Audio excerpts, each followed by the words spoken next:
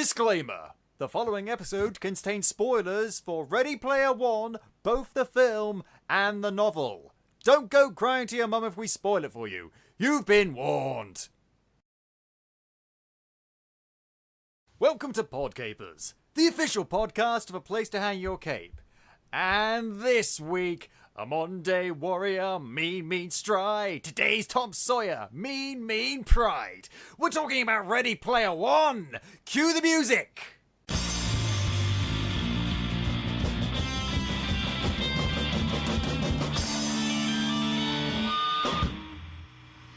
Hello there, Capers, and as I said, welcome to Podcapers, the official podcast of A Place to Hang Your Cape. My name is Scott James Meridew, and this is the show where we talk about various geek and nerd-related topics, and are joined each week by a very special different guest. And now this week, as I said, we're talking about Ready Player One, possibly the most geekiest, nerdiest related topic we could come up with right now. So it only makes sense to join up with two very big nerds themselves. Give it up for Mark Russell. Hi, everybody. And of course, our virtuoso, our generalissimo, our something else beginning with ending with oso. It's David Molofsky. Hello. Guys, how are you? I'm fine. I'm good. I've got Van Halen stuck in my head though. Might as well jump. Might as well jump. Yeah. This movie will do that to you. The amount of pop culture and references and catchy theme songs, it's stuffed full of them. Oh my god! I turned to my friend at one point during the film, and I was like, "Is the background music the Mario Kart 64 soundtrack?" And it definitely was. It definitely was. People are still correlating and collating all of the references in this movie. It's like 150 now. Yeah, if that. I mean, you know. Although I did make the joke right off the bat when the Amblin logo came on, and I was like, "Look, it's E.T." Okay, I mean, is it like big things ranging from like Mecha Godzilla and King Kong and shit like that, to smaller things like Parsifal's belt buckle having the logo of the Thundercats? Oh, that I didn't even catch. Because you can't catch everything. There's no way. Definitely, like there were definitely like video game characters that I didn't recognize and things like that. It's every single frame of this movie is, well, at least on the Oasis, is stuff full of stuff, and the only way even outside the Oasis there were a few references. Yeah, that's outside, but I mean, in a world like Oasis, yeah, and you have to go through it frame by frame to get all the stuff. I mean, Mike, what was your favorite reference though in the whole movie, guys? Oh. Tough call. I think I know what yours was, though. Guess.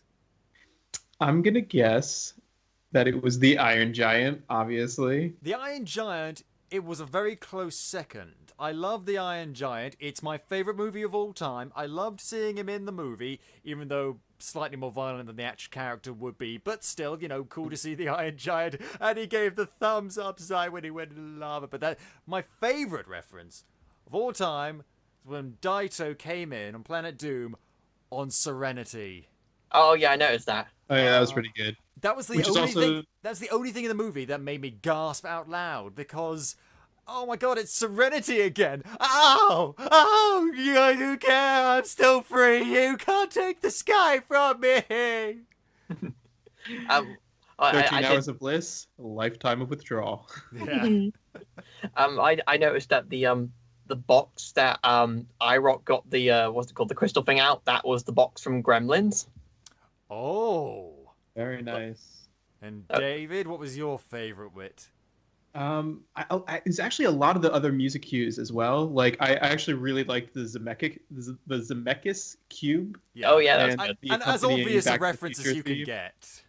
Yeah, I mean I'm a big Back to the Future nut, so you know all that stuff. I did like the Tron cycle in the opening scene as well. That was pretty sweet. Okay. Not the Tron cycle, the Akira cycle. Oh yeah, I was about to say. They should have had a Tron cycle in there. It's like one of the ultimate. Fucking Disney, they're not gonna let them. I thought I was gonna see someone like, you know, making the light line in the back, like in the Tron cycles. You know, like they have the zigzag thing behind them. I thought they were gonna do that in the race. That'd be pretty clever. Yeah. Now, I've read the book. David, you've read the book. Mark, you have not read the Yes. book. All I have is descriptions and online reviews to go by, and your words, of course. Yeah. So we'll obviously make comparisons to the book throughout Yes. I think this movie deserves to be judged separate from the book, but inevitably, if we're two of us have read the book, we're gonna make some comparisons and talk about it. So Just real quick to say something really controversial. I think, well, maybe this isn't controversial, but just as generally, I think a lot of the changes that were made between the book and the movie were good decisions in terms of they made it a better film. Like if they had followed the book more closely, I think it would have been a much worse film. absolutely, there's a lot in the book that is very takes place within the characters' minds a lot, and it's basically the same structure is still the same. Basically, climactic battle at the end. Guy finds secret clue to this big egg hunt thing on the Oasis. Goes through all the clues, but the clues in these were much more cerebral and required a lot more knowledge of the references and stuff like that, and ended up with usually them just playing some sort of retro video game. In the movie, it's much more visual, much more action orientated. Yeah, exactly. And whilst I would have appreciated some more overt tying into references, Is it worth mentioning it again? Just that like we're gonna spoil the book too. yeah, That'd be a good idea. yeah. No, so I mean, I mentioned in the beginning that we're going to spoil the book, obviously. So, and as I say, the clues in the game, the book rather, were much more cerebral and stuff like that. Movie much more action orientated, and I mean, at times it works better as a movie, as you say. Yeah, and I think that the main thing that I'm really glad that they took out were there's a lot of scenes of the characters just kind of going back and forth, showing off their knowledge of 80s pop culture. And in the book, a lot of it reads like the author showing off his knowledge of 80s pop culture, which is a whole other issue with the book that we can discuss later. But I'm really glad that the film only really had like one or two of those kinds of scenes. Whereas like the book, it's like every time H and Parzival are talking, it's like they're constantly just being like, oh yeah, that really obscure Dungeons and Dragons book from the 1975, which contains this bleak reference to Kitty Pryde from the X. It's just like, just shut up. Yeah. On that note, without going into too much detail, because we will talk about the book as we go on. What was your opinion on the book, David? Well, as I was reading it, I really enjoyed it. Like I very literally had like couldn't put it down. I sort of zipped right through it in about a week. I even was downloading like Rush and Van Halen to listen to while I was reading it. Like I really did get into it. After I finished it, I sort of felt like, and basically as after I finished it and started reading some of the other reactions to it, I started to feel like it's a great story, but a lot of the details are a little problematic. I had pretty much the same experience. When I was reading it, I thought, this is awesome, this is cool, I couldn't put it down.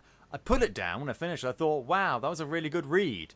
Wait a minute, some of those things are wrong. So it's very good at absorbing you into its world. The story, the world building, the lore is very interesting and very engaging.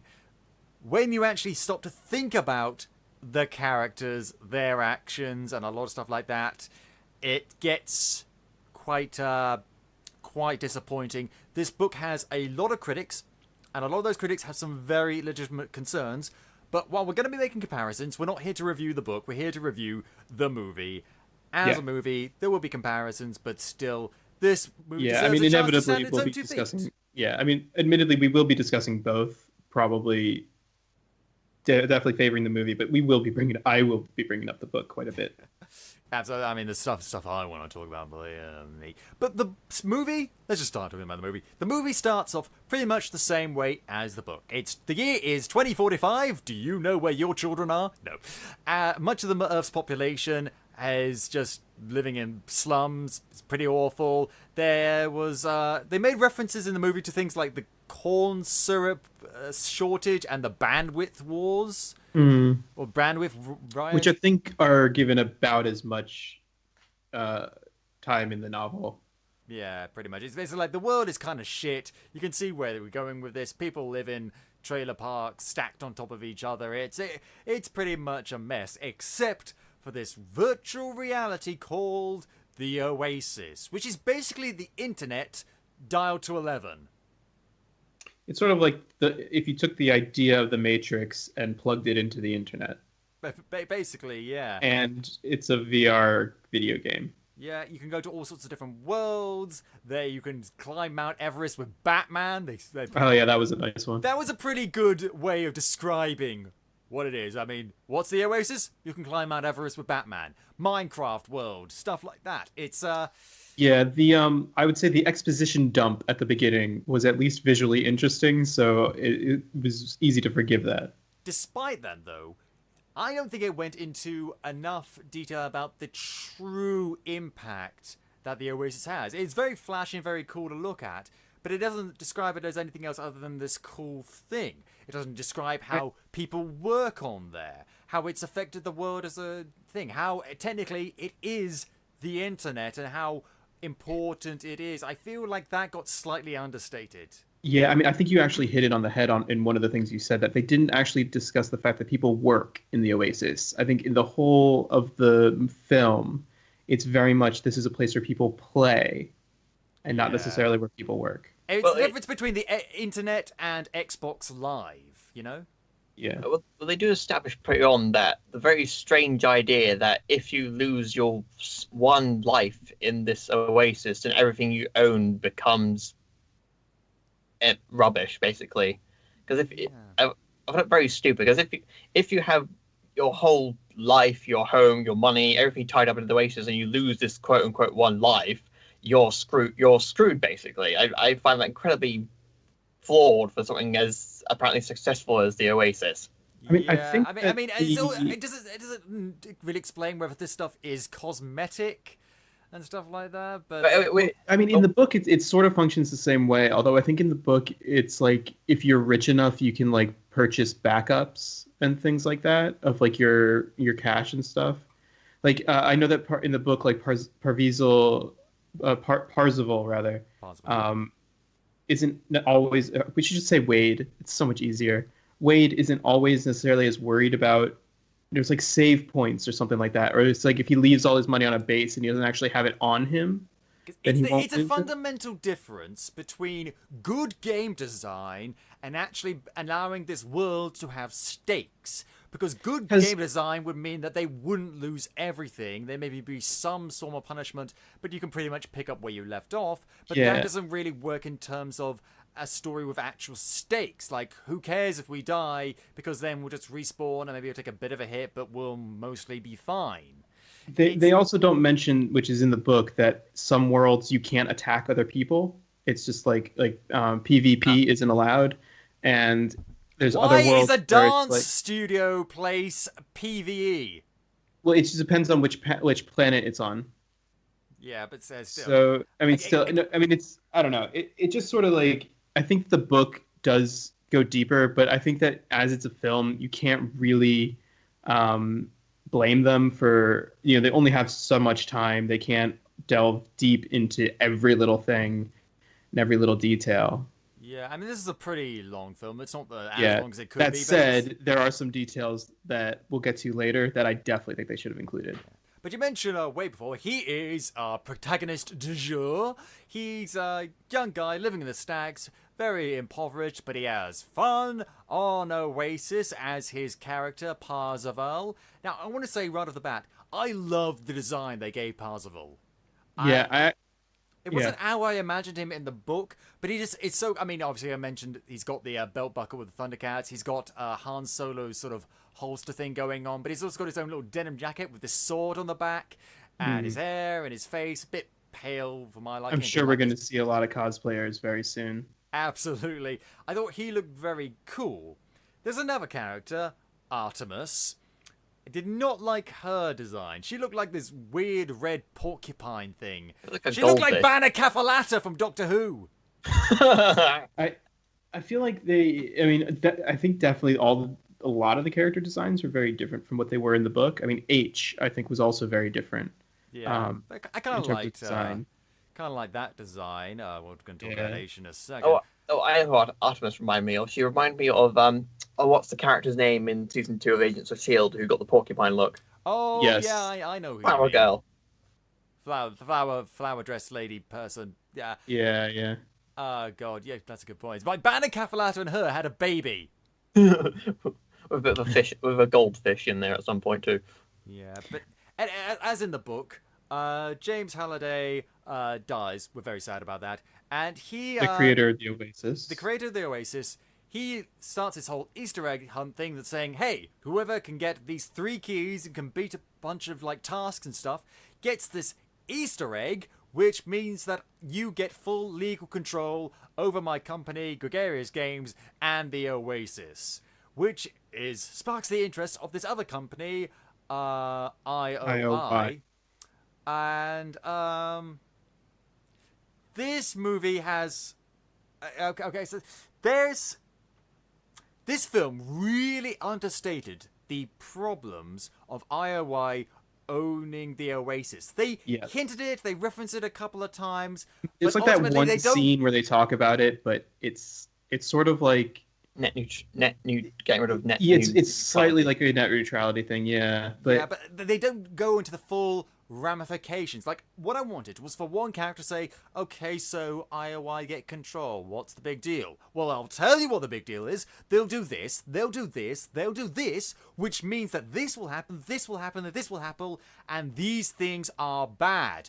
Oh, you're right, that does sound bad, we have to stop them. That's like a 2-minute conversation. Much like many Marvel villains, they were just sort of like painted evil, you know? No, it's because they really get a stupidly bad and evil upgrade in the movie from the book. 'Cause in the book, they're just a company like anyone else. They're very powerful. They're the second most powerful, richest company in the world, second to Gregarious Games. But which is why they want to control the Oasis and just get money. That's all they cared about, money, and they didn't care what stupid, shady, illegal shit they did in order to get that. However, again, in the movie, they dial that to 11, where it's just them, we have to own the Oasis because money, like we said at this one point. But in order to do that, we'll kill anyone we want to, they kill people in the book, but they did it in a way that it couldn't be traced back to them. And here, they just basically own indentured slaves. And that's in the book. That's in the book, but there's many more differences between that and the book. And also, they charge down streets, firing guns and using their drones to shoot at people and stuff like that. And it's just they are. The only way they could get away with any of this was if they were ruling the world, and it doesn't seem like they are ruling the world. And here's the thing: I get the feeling that even if they did win the Easter egg hunt, and even if they did own Gregarious Games and become the most powerful company in the world and have this ability to make so much money, they would still all be arrested and then that company would be shut down. Yeah, I think my main problem, or it's not even a problem, so my main thing about all this is that I think one of the issues is that they never actually mentioned that an account in the Oasis costs 25 cents. It costs a quarter. And that was sort of like Halliday's kind of joke, that any video game should cost a quarter kind of thing. And that when they have that scene where it's like, we should have the different platinum accounts and the water account or whatever it is, and the gold account. I feel like that would have been a really good scene to mention that, because otherwise it's like the assumption is, well, obviously you have to pay a subscription fee for current MMORPGs. So why wouldn't you have to do it for the Oasis? Why wouldn't you be charged, a monthly fee? And when 5 million people or however more than that are paying a quarter or something, but here's the thing. No, but wait. But so that also gets at Halliday's feelings about the Oasis, about how it is not meant to be this money making machine, or not necessarily meant to be. And I think that's one of the things that was missing that would have made those ad things and the whole them being money grubby would have helped show how that's different from how the Oasis currently is. Yeah, but the other thing I'm going to say about this, and I know this is skipping right to the end, But I really liked in the third act that they were in danger in the real world. Yeah, I mean, And I think that change from the book really helped ramp up the tension. yeah, possibly. But I mean, the final thing I want to say, at least for now, about IOA is they should have been represented in the movie as EA. Ouch. Yeah, because then that's basically that's the parallel that we can make with microtransactions, with loot boxes, with shady business practices, with treating their own employees like shit. EA are the closest thing we have to IOI in the real world. They are not like EA in the movie. They are like fucking Hydra. That's who they're like. There's some big, scary, evil corporation. Actually, you know what? They're Cobra from G.I. Joe. Fine. They're Cobra. But, and it takes, when you suck out that layer of realism and that layer of direct parallel with something that's going on in our world, it sucks out the humanity and it makes it feel less real. And so it's just like, oh, they're just another evil corporation. Yeah. It doesn't make me stop and think like, ooh, they're like this other company. What will this company say about that? How does this reflect? What does it say about video games and media, about how we live right now in the world today? Because here's the thing, leaving aside the whole big, huge virtual reality thing, the world that they display in 2045 could very well be reality. It is entirely possible that that could happen in our world. And it kind of annoys me that they supplemented this layer of reality, this is a little tiny bit of reality, for something that, I mean, I guess makes you hate them slightly more, but then again, the fact that they're slightly less obvious in terms of how realistic they are makes me hate them slightly less, I guess.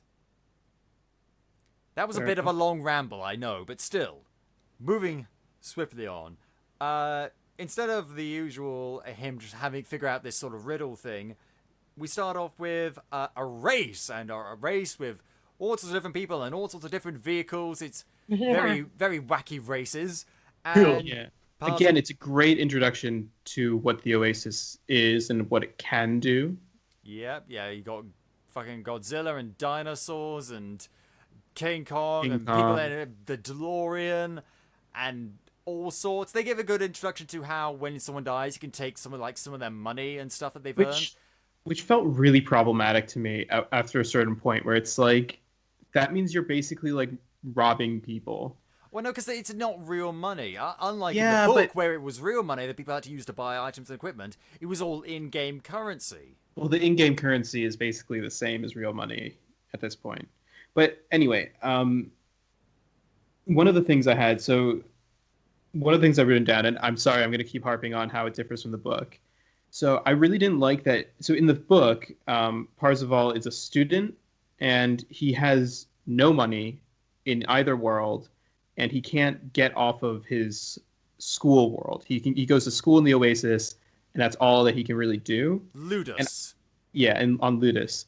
So I didn't like that at this point he doesn't actually find the first key, or the first gate, I guess, or whatever it is, the first portal thing. But he also doesn't, it feels like he hasn't earned, we don't see him earn anything throughout the film. Because a lot of these tasks, as interesting to look at and how in keeping with the spirit of the book they are, feel rather easy to figure out. Yeah. And when you've got an entire team over at IOI of people who are pop culture experts desperately hunting this thing down and being paid to do so, and a whole community of egg hunters or gunters desperately analysing every single piece of the archive. They have a Halliday archive. That I liked. I really liked that. But when you have all these resources and all these people dedicated to figuring something out, and they know the first thing they need to do is win this race, it makes it kind of less believable that anyone would have figured this out within like the first day of this egg hunt. Yeah, no, I completely agree. And I think that's why, like, when you read the book, the fact that Parzival is the first one to find the key and everything, like, the way that he goes about it and everything, it's all very. It feels like there's a reason why his name is first on the scoreboard, whereas in the film, a lot of it feels more almost like luck.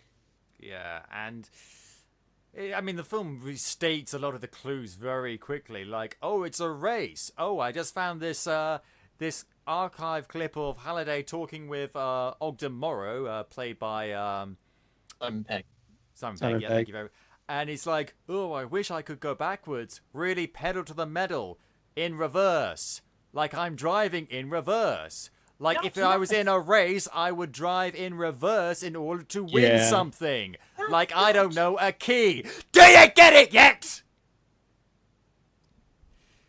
Okay, I have to jump in here, because when they revealed what the method was of winning this first task, I went with me and my friend immediately looked at each other and both went at the same time, really? Really? Like you said, Scott, they've been doing this for 5 years, and not one single person in this entire thing thought about going backwards in a racing game. Yeah, I mean, even like it's also like Parzival is in the DeLorean that can fly. Like, can't he like fly over some of this shit? I It's think like, they are probably there some disabled that for the... again, No, he we're filling in a flies lot of the during blanks race. here. He flies during the race. Oh, yes, he does. He scoots under the big truck thing and engages Okay, in the fairness, maybe DeLorean. he hovers, but he still uses the flying function. I still say that's You know what I think? thought that's I'm how- just going to say this. I think this would have worked better as an animated TV series. Yeah. Spielberg could have got more involved, but it would have meant that they would go much more into the details of the world, the lore, set up IOI as a genuine antagonist instead of the snarling cartoon baddies that they are. I think it just would have worked slightly better. It could still work as a movie, and it does work as a movie. Honestly, I think it worked as a film. Like, overall, like while I do have a lot of criticisms about it, I honestly feel like a lot of it.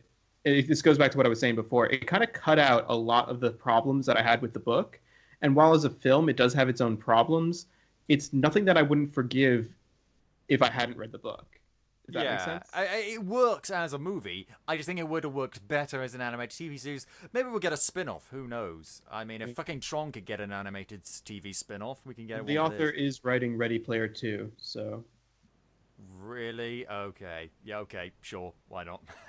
But a So couple of here's things. A couple of things happen because Parzival or Wade wins the race. First of all, he's catapulted to superstardom, gets a whole boatload of money, and he makes a few friends along the way. He's already friends with this guy H, as well, and he becomes friends with this Artemis person who's like this big, huge, badass gunter person, and Daito and Shoto.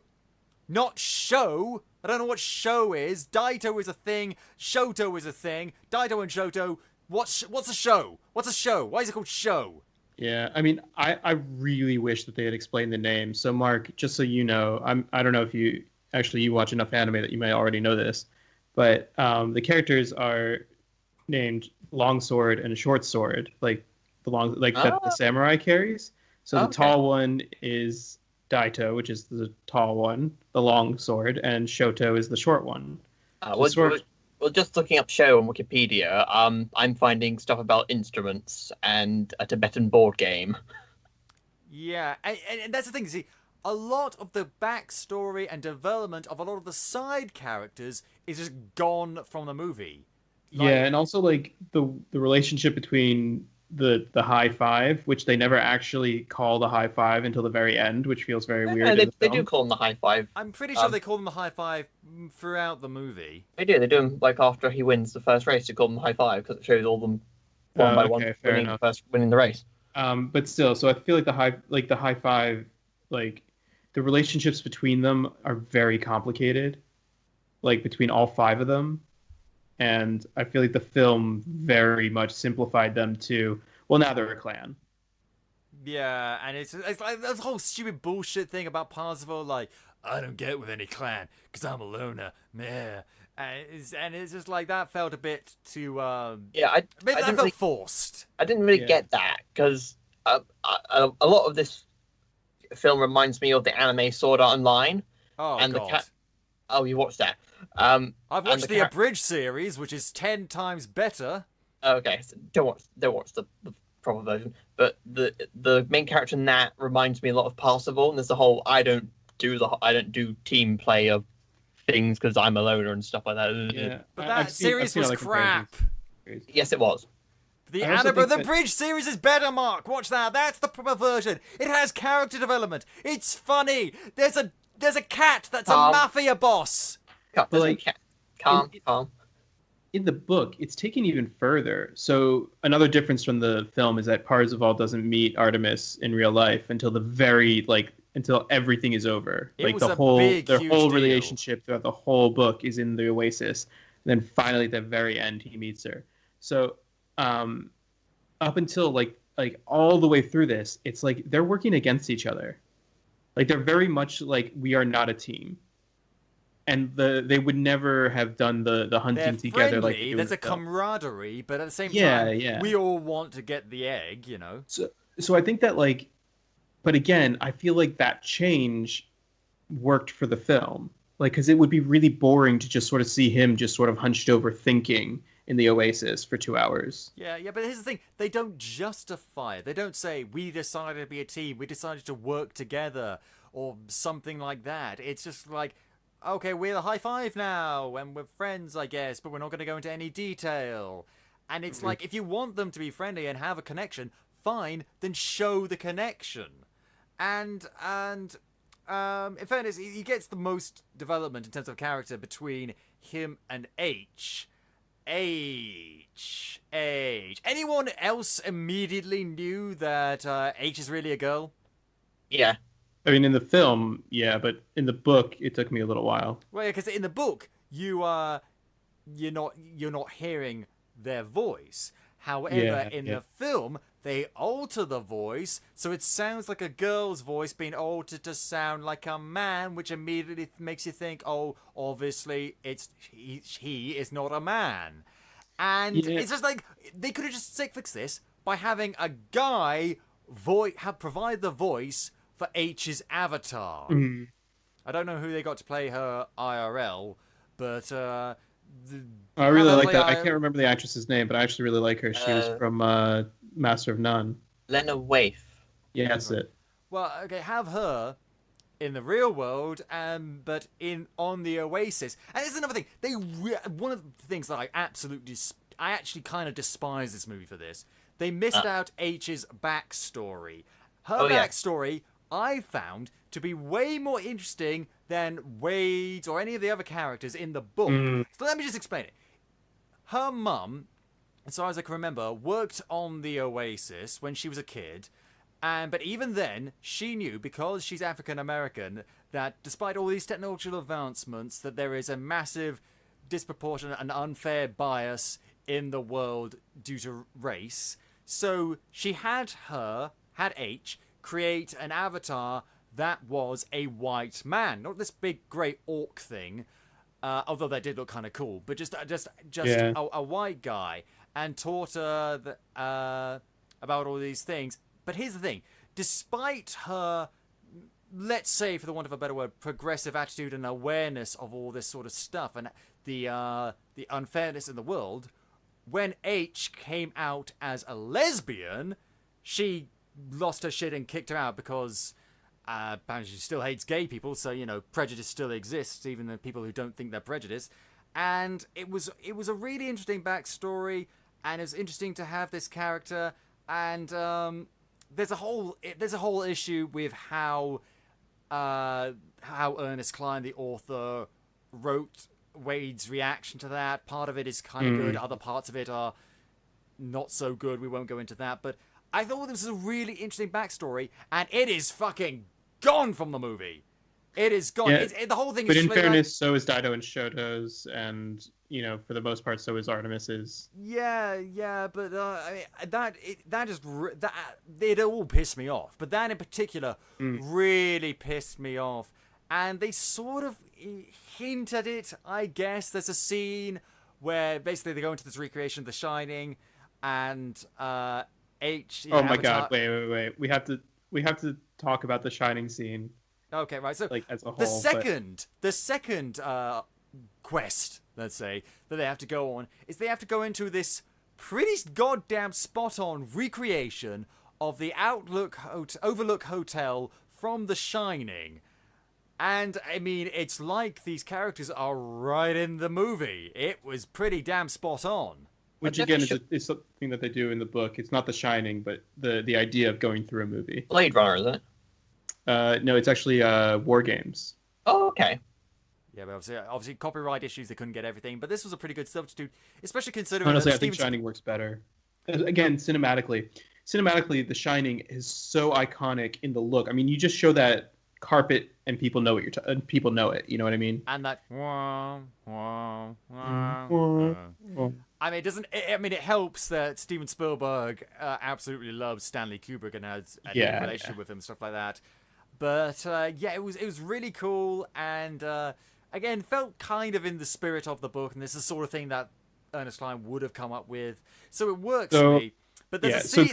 Going back to your question from the very beginning, though, The Shining was my favorite scene in the movie. Oh, I see. Okay, the whole thing is one big reference. So yeah. Yeah, but so I'm just going to go on a side tangent here because I know we're like just jumping all over the place, but that Shining scene, as soon as they like walked in and it was the hotel, and then H is like, I haven't seen the film, and then she walks down and sees the two girls, and it's the elevator. I was literally like, I almost fell out of my seat. I was just laughing so hard because I knew the blood was coming. And my wife, who hasn't seen The Shining, is like looking over at me. It's like, what is wrong with you? Like, this isn't funny. This is scary. And I was like, I can't. I was just cracking up so much. So was I. I was giggling like an idiot. Here's the thing, though. I find it very unlikely that a egg hunter, someone that is so obsessed with Halliday and finding all the clues and is actively pursuing getting this egg, would skip The Shining. Like, if it's one of his biggest, most favorite films of all time, enough that he would put it as part of his egg hunt challenges, why would you like, oh, it's a scary movie?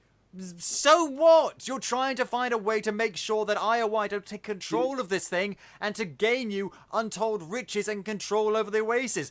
Fucking nut up and just watch the movie. Yeah, Scott, I'm going to disagree with you on this. The payoff from H not knowing the movie was too good. But it makes no sense No. for the character. But it was such a good payoff for it. I had no problem with that. But the payoff is tainted. To be honest, it was also the Shining scene was when I finally started to like the film. Like actually the first half of the film, I didn't really feel like I was connecting with it, and it took me until actually I only wrote this note down as we were talking about it, but I realized it's because there's not one single scene in the entire film. And Scott, you can correct me if I'm wrong, but I don't think there's a single scene that is translated directly from the novel. All the ideas are taken from the novel. All of the characters are taken from the novel, but there's not really a single scene. And what I would compare it to is like if you look at the Hunger Games, if you read the novel and you watch the film, it's like, okay, this scene is this scene, and this scene is this scene, and it really follows the novel really closely. Whereas the Ready Player One, the closest scene from the book is probably the scene where they're at the dance club place. But even then, they're there for a completely different reason. They leave for completely different reasons. Yeah, some the way stuff it plays happens in the out middle is that's kind of similar. Yeah. But certain characters aren't there that should be there. So you're right, there isn't a 100% crossover. Which, to me, and this is I think this is something that we can get into a bit more if you want, it almost feels like the film is almost more of a sequel to the book. Possibly, yeah, I can see why you get that. Not but I mean, necessarily, I mean, obviously it isn't, but in a lot of ways, the story feels like almost like it's so different in certain respects. Yeah, I get it. But going back to my original point, H, there's a scene where she, as her avatar, is about to make out with the naked zombie lady from the movie. And that's the only hint we get at her sexuality. And I thought, okay, so they're going to set that up later, or reference it later, and they don't. And it's like, because it was. I mean, that's Hollywood. I'm not even. Well, no, yeah, that's Hollywood. But you know what? I'm not going to stand for it. I don't care. There's another movie that I saw recently, Blockers. Have either of you seen it? No. Right. The cock blockers? Yes. Okay, so there's a character in the movie, one of the main characters, the bunch of teenagers form this sex pact on their prom night. One of the teenagers is gay, and she's got this crush on this other person, this other girl, and but she kind of like is a bit afraid to take that leap. So she tries to hook up with this guy, and it goes horribly wrong. And she ends up having a heart-to-heart talk with her dad, who reveals to her that he knows that she's gay and that she's glad she's coming out to him. And the whole movie is actually a really positive, really nice, fun a representation of a gay character. Then they have her and her love interest kiss for like 1 second, and then it cuts away, and their relationship never gets mentioned again. And I thought to myself when I was watching that, oh my god, they Beauty and the Beasted it. That's what they did. They're like, oh, we're teasing all this. Well, not even teasing, but just like referencing these gay characters.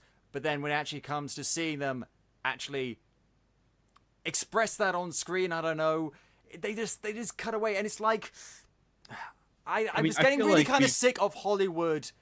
Yeah, like I feel like a lot of films in Hollywood are trying, for want of a better phrase, to score points with maybe progressives of the LGBTQIA community, but without actually willing to commit to... Fair enough, but then you get a film like Love, Simon, which is Greg Berlanti's new film about a gay teen. But that's so, like, there are that's films the out thing, there. that's the problem. That's a part of the problem. What I'm saying is... But no, this is the thing. Wait. No. There is a problem with that because that is a movie about... I'm not finishing.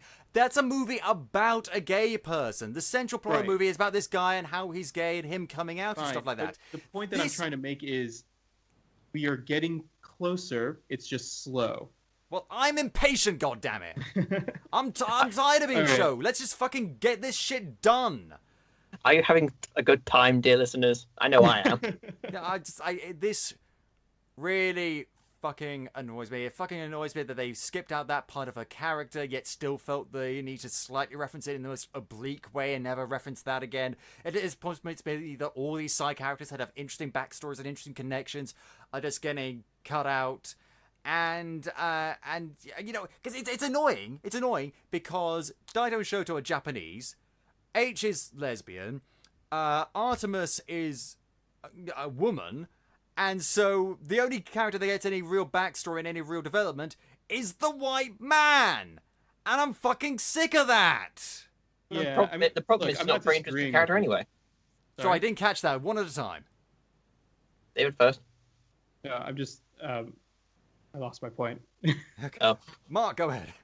Well, frankly speaking, I didn't find him to be very interesting at all because, again, coming back to Sword Art Online, he reminds me so much of the main character in that he's got these family issues and he completely and utterly ignores them because he's lost in this fantasy world of his.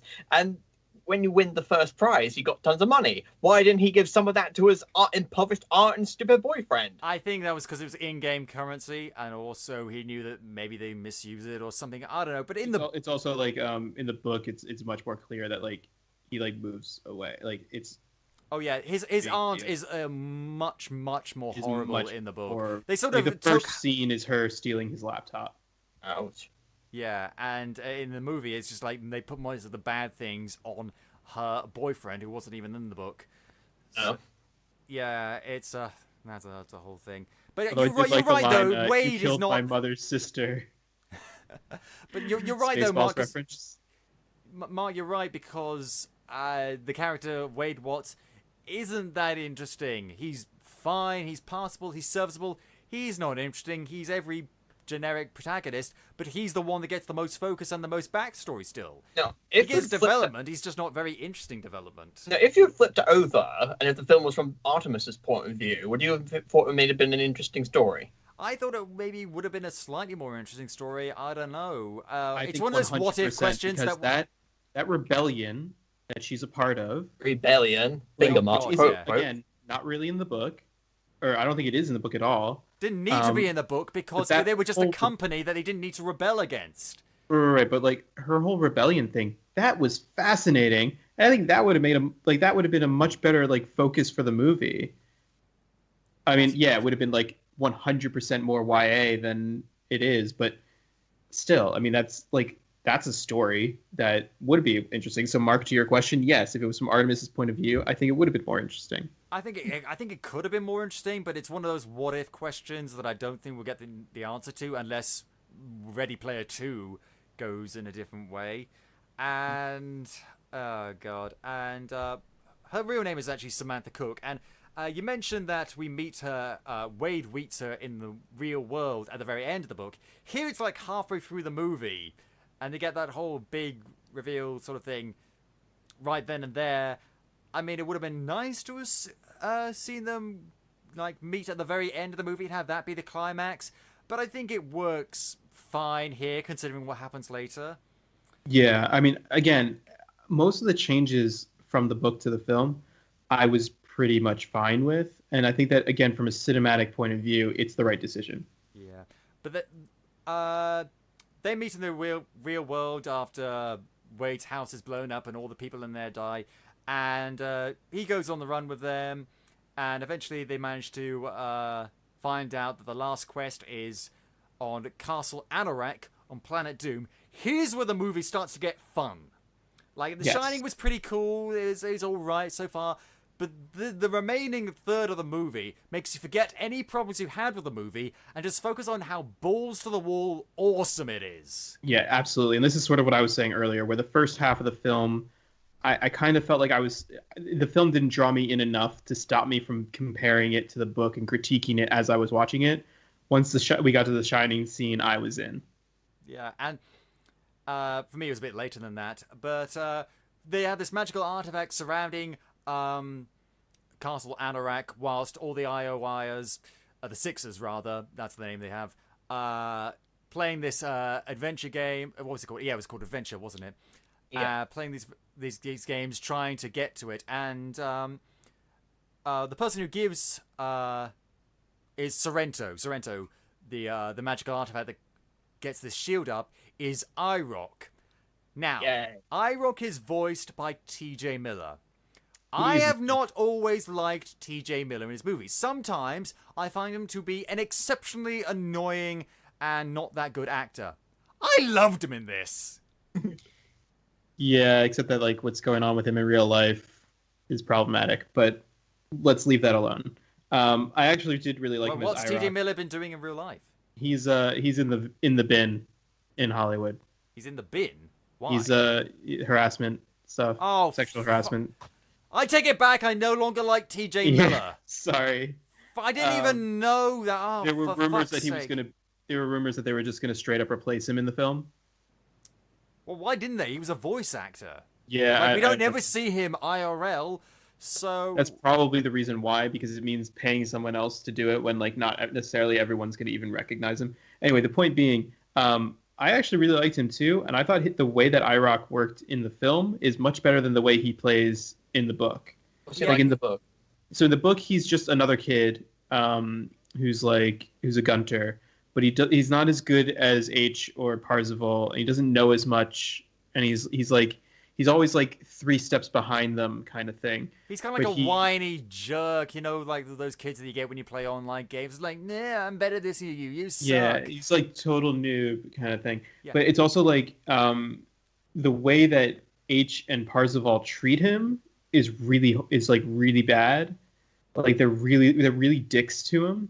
And provided he does end up blackmailing them later in the book, but like he's so irrelevant in the book that actually giving him this sort of dragon status in the film worked so much better. Yeah, he comes close to being kind of like a character in the movie, but he stops right before then and actually comes up to be a kind of funny, kind of interesting secondary antagonist. Mm-hmm. He's absolutely fine. I liked him. I liked the design. I did like the voice and the performance. But yeah, I thought it was pretty cool. And yeah, well, he had to be pretty cool because Sorrento as a villain is not that interesting. He's fine, I guess. Is Avatar is evil Superman? Oh yeah, I did notice that. Yeah, it is.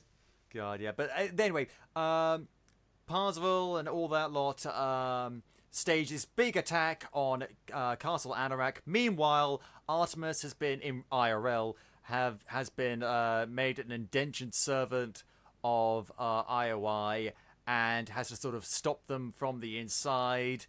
And I thought a lot of that worked. I think Whereas a lot in of the it book, because the it's criticism of this movie was that the love interest Artemis has sort of been reduced and now has to be rescued. And I thought there's an element of that, but it's also like she is helping by now that she's inside IOI, and yeah, they had to make sure she could get out of there in the first place. But I think it stops short of being insulting by like this much. yeah. I mean, I think that she still has a lot of agency. She's not literally just trapped in the box. You know, like she goes around, she does things while she's, trapped in the proverbial castle. Yeah, and it's it sort of works. But then we get the siege on Castle Anorak. Oh dear God, it's like a fanboy's wet dream. It's Look at all the copywriting.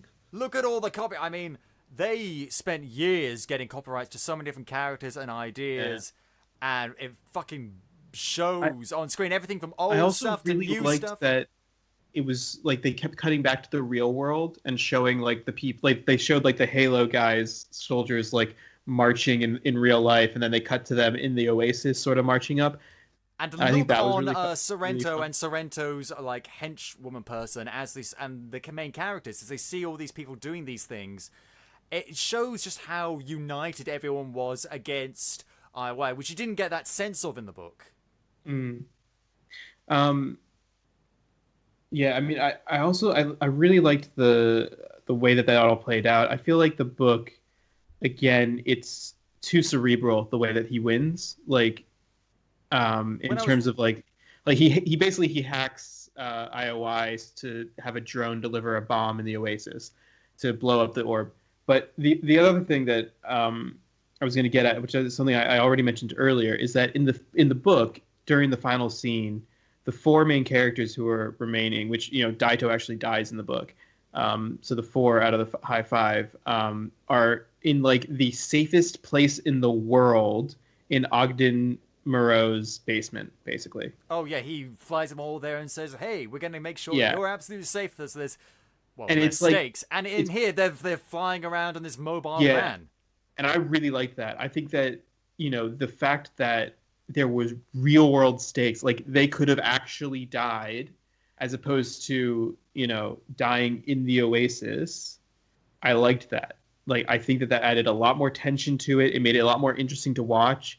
It also, I think the use of actually you have to move in the real world it's not just that you have to move in the real world to move your avatar, but if you are moved by outside forces in the real world, your avatar will move the same way.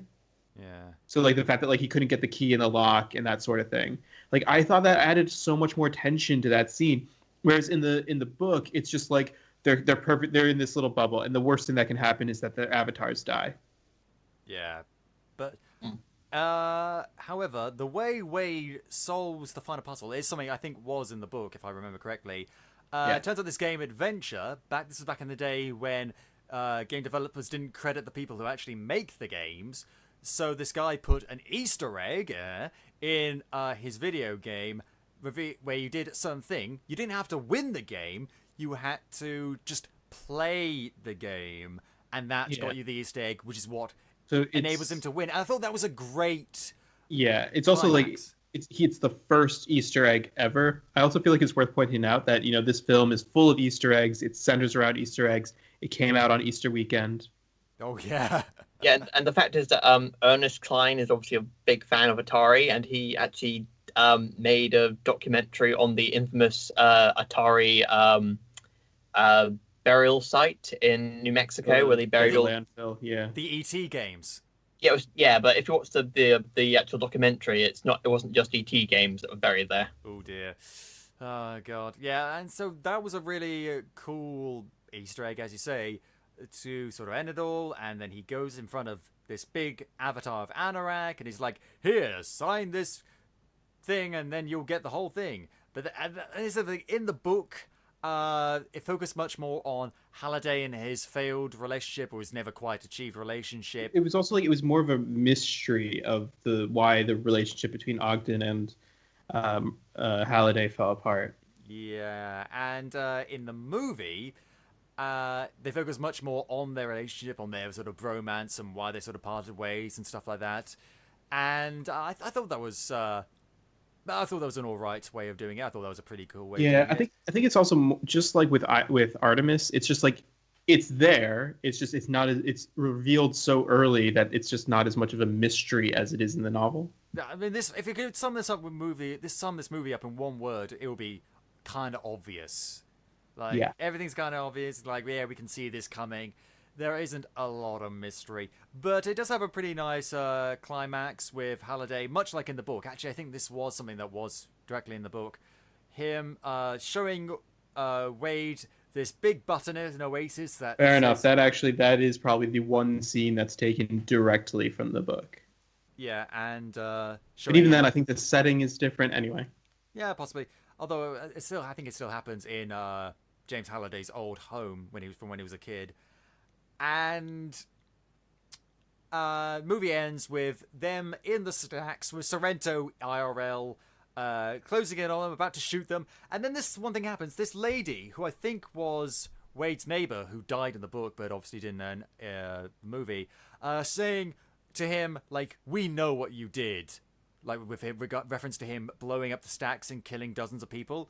And I was sitting there like, how do you know that it was him? And if you do know it was him, why didn't you call the police? Yeah, I mean, it was also the whole scene where they're like getting his confession in the fake Oasis, or in the fake real world, I guess. They trick him into revealing everything he's done by making him think that he's left the Oasis, when actually they are just they're manipulating stuff. And again, it felt very obvious that they were manipulating him and that it wasn't in the real world. But again, and then he decides not to shoot them once he finds out that Wade has got the egg and is in fact the owner of the Oasis now. Then the police do show up and arrest him, and it just made me wonder again, like, how powerful is this company? Yeah, like I would have thought they'd own the police or something. Anyway, something I wanted to point out is in the scene where they're holding him hostage in the fake real world, the two avatars, their eyes are glowing like the replicants in Blade Runner. Oh yeah. I yeah, so like in Blade Runner, all the replicants have this like sheen to their eyes. So, and again, if we can notice that, why doesn't he notice that and figure out, oh wait, you're holograms, you're not really here? I also loved the idea of him having his password as a sticky note. Yeah, I mean, I think we all know people that do that. And then the movie ends with him getting arrested, them owning the Oasis, and moving Wade and Artemis. High five, and move into an apartment together, and it's all very nice. Then they say, we decided to close the Oasis on Tuesdays and Thursdays or whatever. What? Fucking what? What? That's like closing down the internet for 2 days. People live there, they work there, they communicate on there. They have school there. And it's like they've probably put this bullshit message that it's good to get away into real life forever. And it's just once in a while. And like, yes, but you would put like time limits on how much time people can spend in it or something. Like in the book, there's the idea that like you can put a lock on your Oasis device if you haven't done enough exercise. It's like you have to exercise for 30 minutes to open it. It's basically the idea being that like all these people that spend all their time in the Oasis like basically don't move. You know, and so their like bodies like become like turn to mush. But they have the treadmill. There's those weird treadmills though that make them walk around. Yeah, but if you're just like, it's just like you're not doing much. Anyway, there was a way they could have made this idea work. This was I think the idea of like, and it just came as a kind of, for me, it came off as A, unrealistic, and B, kind of patronizing. Like, yeah, I think it was also like, I don't know. It seems arbitrary almost. It's like. I don't know. You're right. There's so many better ways to do it. They don't do that in the book, I don't think. I actually have the book here. I'm going to check. No, I'm pretty sure they don't. Wade wouldn't do that in the book because he's a fucking arsehole in the book. But he's really not. Yeah, I He's mean, it really ends with not. them. It He's just not ends with their meeting. Yeah. Yeah, but and that's pretty much where the movie ends. Now, I think it fixed a lot of problems of the book, but Yes. not all of them, and it adds a few problems of its own. This is I call it. It is a good movie. I think it is a Yeah, I good enjoyed movie. it. However, it's a flawed movie. It's like 75% Rotten Tomatoes. I think that's fair. That seems fair. If the hands of anyone else other than Spielberg and Zach Penn, I think this could have gone horribly wrong. Thankfully, Zach Penn, I think, is a good screenwriter. I think Edgar Wright could have had a good go. Who? Sorry. Edgar Wright might have done a good job. Yeah, he was actually being considered. He did Scott Pilgrim. That was great. Absolutely. Actually, that's a very good point. Yeah, but and this it's fine. It's one of those movies that I'm glad I saw. I would never go and see it again. Like, once was enough. Maybe if I wanted to, like, pause it at points to see, like, all the references. Yeah. But other than that, I can't really see this movie drawing me back because it's a great spectacle. It's a great nerdgasm. I mean, if you're into pop culture at all, you will love all the references in this movie. But references flavor the dish of the movie. At the end of the day, the meal itself needs to have some kind of sustenance. And it's a very hollow movie at the end of the day. Yeah, It looks great, but it's a paper tiger. They definitely had a chance to make a bigger commentary about the current situation, like our current world situation, like addictions to the internet and social media and stuff like that. And corporation. And corporation stuff, but they just don't draw those parallels. It's just this simple, fun movie. And there's nothing wrong with that in and of itself. It's just, You're right. Yeah, you're absolutely right. I mean, plenty of simple movies that are good, but I mean, again, going back to the Iron Giant. At the surface, it's a simple movie about a boy and his robot, but once you get down to it, it has all these interesting ideas and parallels about the Cold War and the nature of family and friends and relationships and feelings. And I just didn't get that here. So, But Mark, I'm curious to find out what your issues with the movie were, because a lot of my issues have to do with the book as opposed to the movie itself. But since you haven't read the book, what were your thoughts? Well, I enjoyed it a lot. I thought it was great fun. But the problem is, if you put aside all the references and the Easter eggs and the 80s and 90s nostalgia, it's got a lot of cliches in it, hasn't it? The hero's a cliche, the romance is a cliche, the bad guy is a huge evil cliche. And if you think more and more about it, because obviously I don't know about the rules established in the book, the rules that are established here in the movie are a bit of a head scratcher. You think, like, at the end of it, when they blow up with the catalyst thing and they blow everyone up, all those people now have to start over in the Oasis. Yeah, in the book, the first thing he does when he gets control of the Oasis is resurrect everyone with everything that they had on them when they died.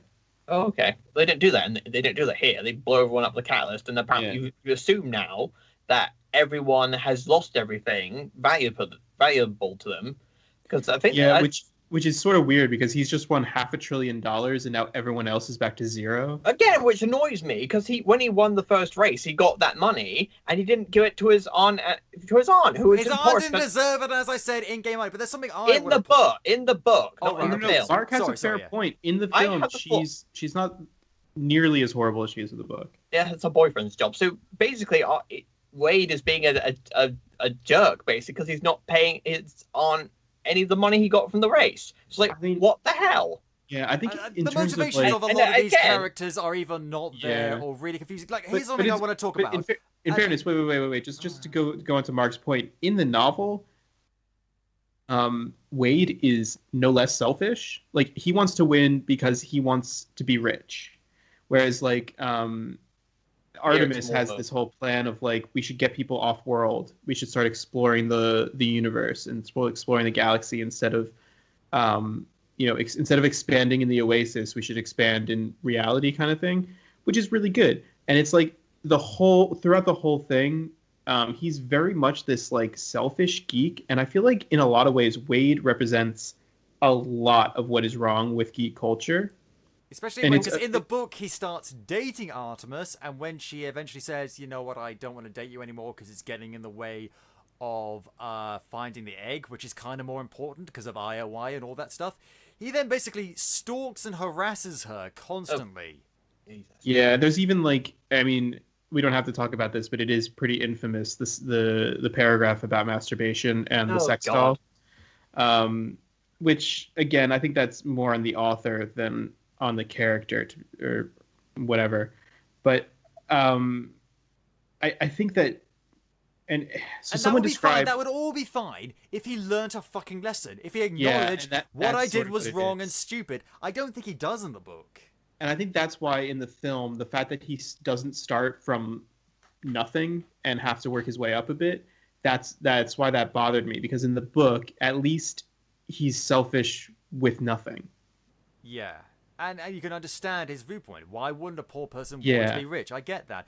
But, I mean, in the movie, as you say, he finishes the game as the exact same finishes the movie, rather, as the exact same character that he was when he started. He's just now has money and power. Can I jump in here? No, The you fact can't. that he- No, you can't jump in. Of course you can jump in. Be quiet. The fact that he cries at the end of the film about meeting Halliday's ghost, I suppose it was. He does that. He doesn't once cry or mourn his family that have just been murdered. What the Yeah. hell? I mean, even in the book, he did that. Jeez, he felt bad about it. And that's another thing. They didn't really set up just how charismatic he was. Because he just... I don't know. actually It don't just think he felt there should was be always very felt like a kind charismatic. of distance between him and the characters. It felt like the characters were analysing him and his work habits more than they were idolising him. And that's kind of what they did. It was kind of like how people felt about James Halliday like they felt about George Roddenberry or George Lucas back in the day, or Stan Lee Jim now. Roddenberry. How is he portrayed in the book? Pretty similar. Similar, they but I did think a- he's way more charismatic.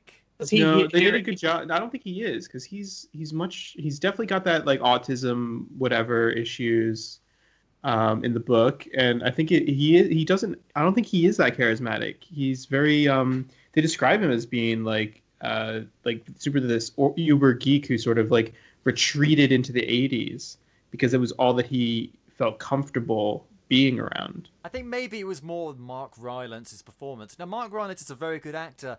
I think his performance just didn't really do it for me. Well, it did for me. I thought it was fine. Honestly, I had more of an it's issue with definitely Simon fine Pegg. because it's Mark Rylance. He's a good actor, but I'm Yeah. not really comfortable with fine. I wanted someone who really made me believe in Well- the magic of James Halliday. Well, here's a whammy for you. Spielberg asked Gene Wilder to do it, Yeah, I heard about now, that. Now that would have been very but interesting. he declined because Gene Wilder's Gene Wilder. Well, he hasn't made a film in 20 years. He's dead now as well, so there you go. The multiple reasons why Gene yes, Wilder couldn't but do it. At the time, Yeah, I want to talk about Ogden Morrow, though.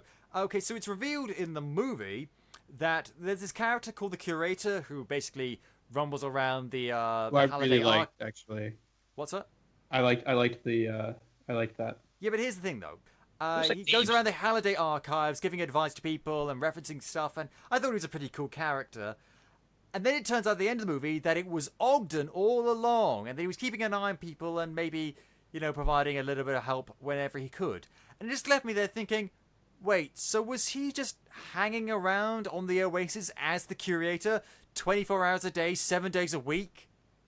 Was he just providing answers to every person that... Does he not have a life? Does he not have things to do? Yeah, I mean, I thought that the curator was an NPC. Same.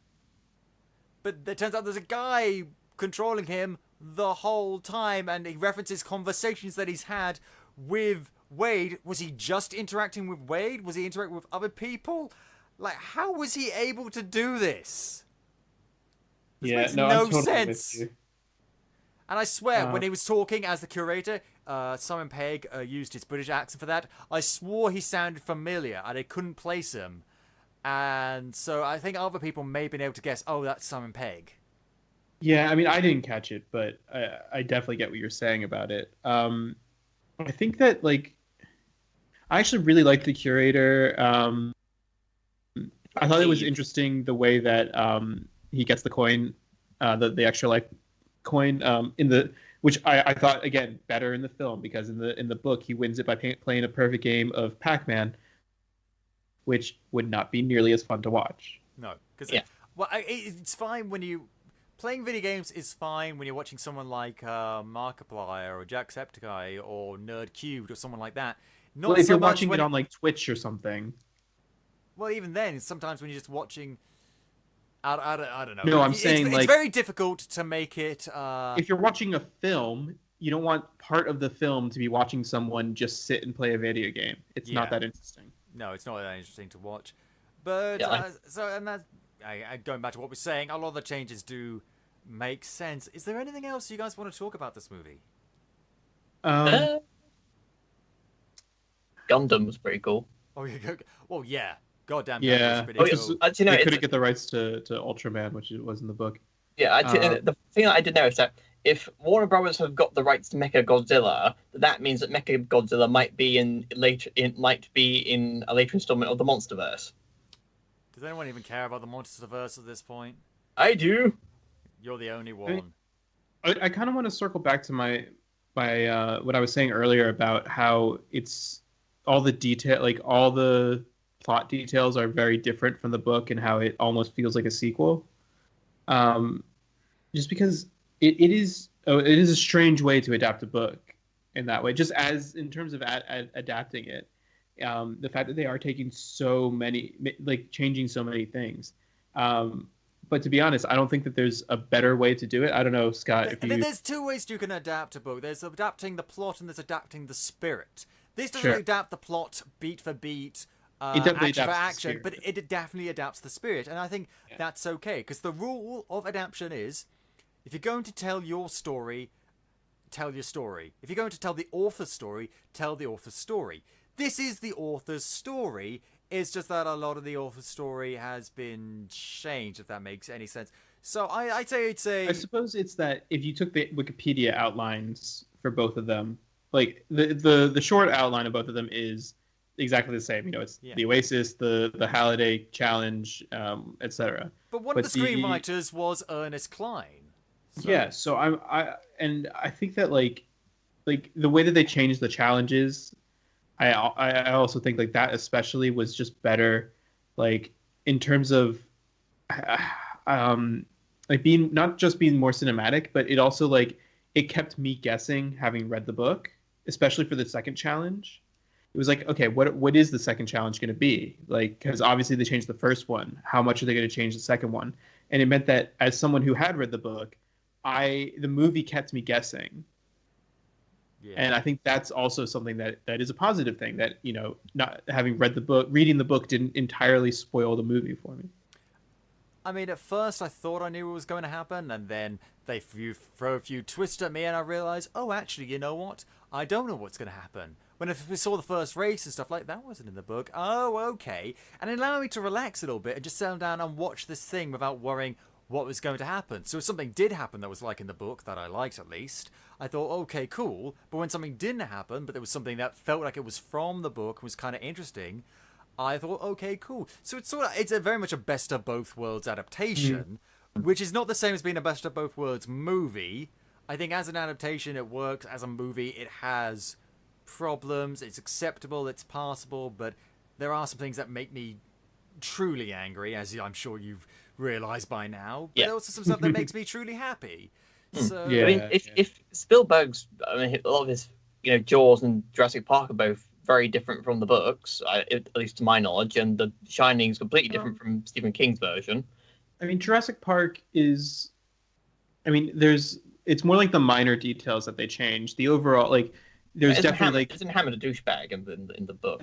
Sort of. He also dies, and I mean, it's more like they change a few things, but honestly, it's like the film of Jurassic Park is pretty true to the book. Like, and even it's more that, you know, there are scenes taken directly from the book, like the T-Rex scene is in the book with like the flashlight. I'm pretty sure that like that whole thing is in there, or like the thing with like the water and Ian Malcolm talking about chaos theory. That's in the book. Which it's literally like, I don't think there's even like line, like there's not even like spoken dialogue that goes back and forth. Like it's such a departure from what's actually written in the book in Ready Which Player Spielberg One. movie are we talking about again? We're just talking about Sorry, Jurassic Park. I transitioned there without saying. So I meant that Ready Player One doesn't really transition, doesn't really like it's not a direct adaptation in the same way. No, but Yeah. you know, as I say, Fair enough though. But like, you know, what you're saying about Jaws and Shining and to an extent Jurassic Park, I mean, I understand what you're getting at. yeah, and I mean, if you want to take it one step further, The Lost World differs greatly from the book. Like, didn't he have to write? He was forced to write that, wasn't he? I don't know. He doesn't really. But was he pretty much paid like tons of money? He didn't want to write a sequel, and they said, "Quick, here's tons of money. Write the book so we can make the film." Well, the book The Lost World, the book The Lost World is based on the Arthur Conan Doyle Lost World. yeah, Love the Bob Hoskins TV show version of that. Yeah, which the film is a mixture of both in some ways, but it also is like the third film is also taking elements from the second book. With the birds, with the pterodactyls. Yeah, but like other things as well. It's hard to, but like yeah. Anyway, it doesn't really matter. no, because we're not here to talk about Jurassic Park as much as I'd like to. We're here to Well- talk about Ready Player One, and I mean, I don't feel comfortable recommending this movie, but I also don't feel comfortable saying that you shouldn't see it. Like, if you want to go and see it, by all means, go and see it. You will probably have a good time. Yeah, I mean, my feeling is the same. I think that it is pandering to its audience, much in the same way that Twilight does. Like, Twilight is for tweeny girls what Ready Player One is for nerdy boys. Yes, yeah, I get Like, that. the This is books better than Twilight. especially, but it's better than Twilight. But Everything's I better mean, than Twilight. we're also all It's not difficult to be better than Twilight. Yeah, that's it. So, this movie, very heavily influenced by the 80s, book very heavily influenced by the 80s, all sorts of 80s stuff. David, what sort of 80s stuff do you like? I mean, I will start by saying I'm a big fan of Spielberg. I mean, Indiana Jones and Back to the Future are my two of my favorite trilogies. I'd say the other thing from the 80s that is big up for me is Blade Runner. I absolutely love Blade Runner. In fact, I have tickets to see it at Secret Cinema in London in a few weeks. Ooh. Yeah, I am stoked. I've been home all day waiting for them to deliver my umbrella. Give you an umbrella? Yeah, the light up umbrella from the film. Oh, okay, right. Yeah, I mean, because they're staples of the goddamn 80s. For me, when I think of the 80s, I like that stuff as well, but I lean more towards the John Hughes sort of way. Yeah, I mean, I do love me some Ferris Bueller. Ferris Bueller, I love me some Breakfast Club. It's If you notice, the what's it called? The Halliday Archive. It's supposed to look like the Breakfast Club library. oh yeah, I noticed that. Yeah. Oh, now that you've said it, I can see it. I was like, yeah, I get that. It's so cool. And yeah, I love that because I think, I mean, with Back to the Future and Blade Runner, yeah, they're made in the 80s, and you could argue there's some references to the 80s, but they feel sort of timeless. Whereas John Hughes, Fair enough. yeah, you could still relate to them now. Yes, but but they're very, very 80s. Very 80s. What about you, Mark? Well, ironically, most of the stuff which I like from the 80s wasn't referenced in the film. No Optimus Prime. Actually, I think Optimus Prime was in there. Screen Rant lists him as being in there, Okay. weirdly enough. We should link out to some of these lists of the references. I think that'd be good. I think Screen Rant has one, IGN has one, that sort of thing. I grew up with, more variety of films than the classic ones. Indiana Jones, Jurassic Park, that's 90s, but, Back to the Future, that sort of thing. I think my favorite 80s film of all time has to be The Goonies. Good shot. Hate Goonies. Your opinion is invalid. Go away. No, it isn't. Like, why do people go crazy over the Goonies? I don't get it. I don't get it. I don't get it. Be quiet. Why? Stop. Why? David, time down. Explain, Please Mark. gag Okay, him. stop before we send you off to Disneyland again. Yes. No, Don't- why do people like this movie? Mark, explain why you like this movie. I think I can't explain why I like it. I just love it. It's great. Wait, if you can't explain why... I think you have to see it at a certain age. I definitely think that it is 100% a kid's film, and that if you see it too late in life... Maybe, I saw it when I was an adult. Because, like, yeah, all the kids talk over each other. But if you don't see it as a kid, I don't think you get the same appreciation for it. No, and I think, like, even, like, the Princess Bride, I think I put in, like, the same category, where it's like... I hate that movie, too. I know people... Yeah, but when did you see it? I saw it when I was an adult. Inconceivable. Again, these are so kids movies that I think it's the nostalgia element that actually makes them more enjoyable. Whereas if I know for a fact I don't want to watch the Goonies again. I love it, but why are they called the Goonies? Because they live on the Goonies docks. Right, okay, are they all the Goonies? Is everyone that lives there the Goonies? Just their generation. Okay, and there's a scene... it's like you know, calling yourself, like, you know, it's just they name their gang after where they live. They don't go into why that is or who that is, because I don't know what the fucking Goonies is. Explain that. And here's the thing. There's a scene right at the end where, like, the kid, who's like the inventor kid who played, like, Short Round in Temple of Doom, meets up with his dad, and his dad has an inventions on his belt, like, too. And he says to his kid, like, you are my greatest invention. And I was thinking, like, oh, that's really sweet. Would have been sweeter if we'd had one scene with these two interacting before now. It was their actual it was the actor's actual parents. I don't give a fuck! What? So how come it's all right for you to gush over your things you like, but as soon as me, it's oh no, we can't have that. We got to hate on it. I mean, because look, I have good reasons for the things I like. Take your opinions and shove them down your throat. Scott, as much as I enjoyed The Iron Giant, it's a kid's film too. It's a film for all ages. I enjoyed it more than I probably would have enjoyed The Goonies had I seen it last year. But having watched The Iron Giant recently for the first time, it's a kid's film. Like, still very good. How is it a kid's film? Because it's animated? It's a great kid's film. No. It's a great family film. There's nothing wrong with that. I'm just saying that sometimes it's hard to appreciate kids' films when you see them when you're not a kid. I have watched The Iron Giant all the time. I appreciate it. Yes, but you also saw it for the first time when you were a kid. The characters have actual growth and development. I'm not disagreeing with you. I'm just saying you saw it for the first time when you're a kid. It's like a lot of the new Disney movies I don't really care for as much because I don't have the same nostalgic attachments to them as I do with the ones from my childhood. Again, this is why I love the Don Bluth films so much, because they're amazing. I think we even talked about this on our Dirty Dozen episode recently. Flashback! Yeah, but... it was only yesterday. I mean, I did see The Iron Giant when I was a kid, but that's not why I like it. Maybe I like it for different reasons than I did when I was a kid, but I still like it. Yes, because as a child, you watch like, ooh, big cool robot. As an adult, like, I get it. Well, maybe I wouldn't go that far, but yeah. But that's the thing, you see. So if I can appreciate it as a kid and as an adult, then how is this a kid's movie?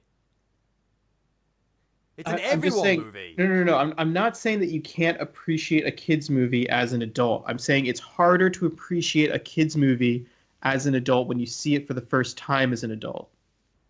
Because when you have that nostalgic attachment to a kid's film, then you have it adds that extra layer to your enjoyment of the film.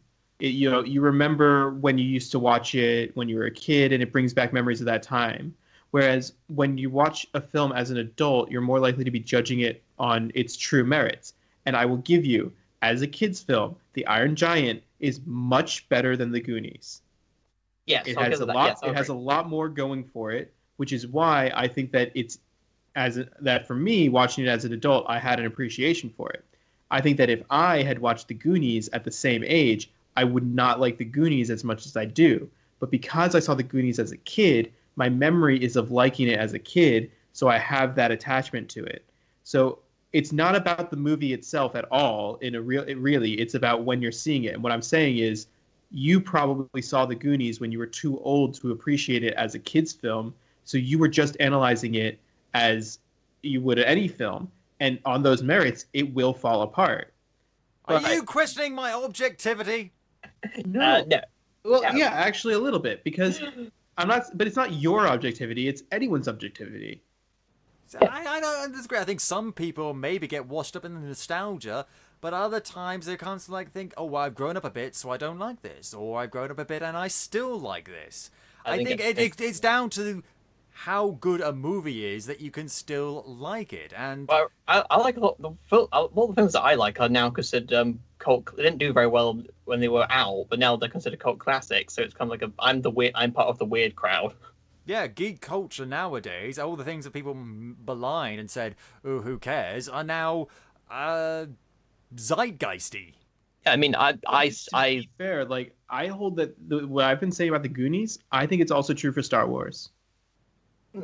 That is a big statement, I know, but like my wife never saw Star Wars as a kid, so she has no. So when she finally saw them, she thought they were really boring because what? Yeah, no. When you watch she was like 20 when she saw the Star Wars films the first time, and when you've seen films with better special effects, faster pacing, and that's what you're used to. Going back to the original Star Wars, especially when you're not that into the genre in the first place. I think it's true that you probably wouldn't like it. But as an adult, I can recognize that a lot of the problems, especially the first Star Wars movie, had.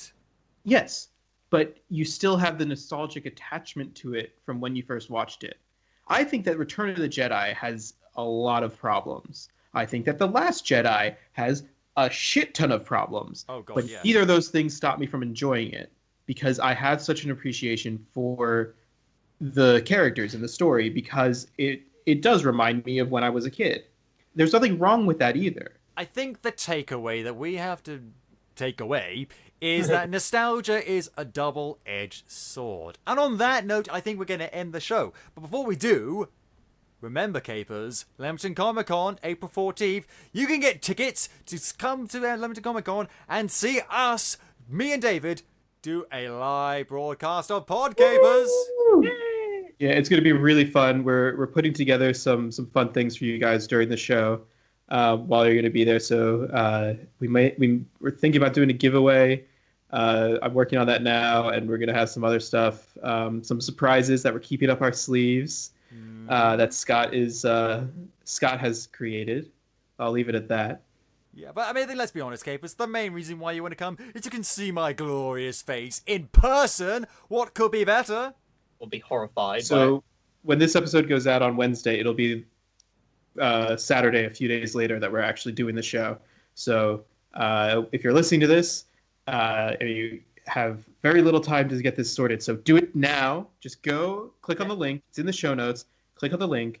Get your tickets to the convention. It's going to be a great convention.